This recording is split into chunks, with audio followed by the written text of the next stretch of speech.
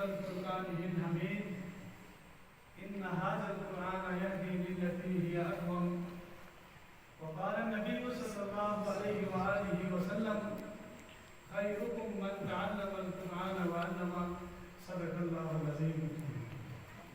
سر سے لے کر پاؤں تک تنویر ہی تنویر ہے، جیسے منہ سے بولتا قرآن وہ تقریر ہے.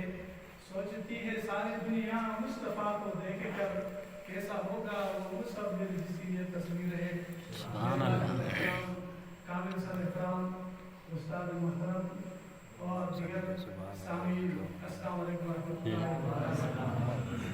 ماشاء اللہ، مجھ سے پہلے آسمان خطاوت کے شاہ سوار اپنے انداز میں خطیبانہ انداز میں گفتگو فرمائیں. ساری باتیں انہوں نے آپ حضرات کے سامنے پیش کی. اب میں چند معاوضات پیش کر کے آپ سے اجازت چاہوں گا. امی عائشہ صدیقہ رضی اللہ تعالیٰ عنہ، یعنی امی عائشہ صدیقہ رضی اللہ تعالیٰ عنہ کی شان میں مفتی صاحب دعوت برکات رحمۃ اللہ علیہ نے چند اشعار سنائے جو میں بھی اپنے ذوق میں شاعر کی بنائی ہوئی اشعار آپ کے سامنے سنانا چاہتا ہوں.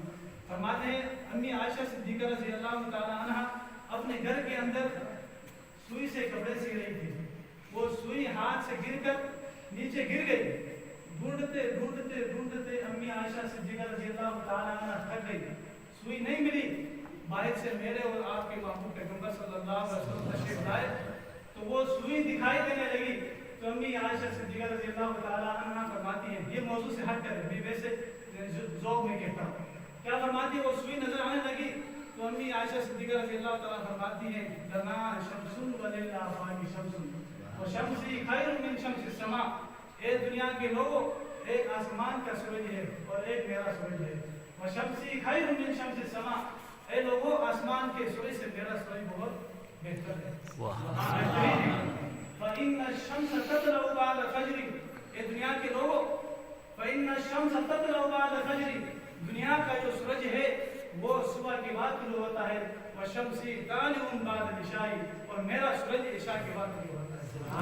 شام میں اپنی عائشہ صدیقہ رضی اللہ تعالیٰ عنہ نے کہی.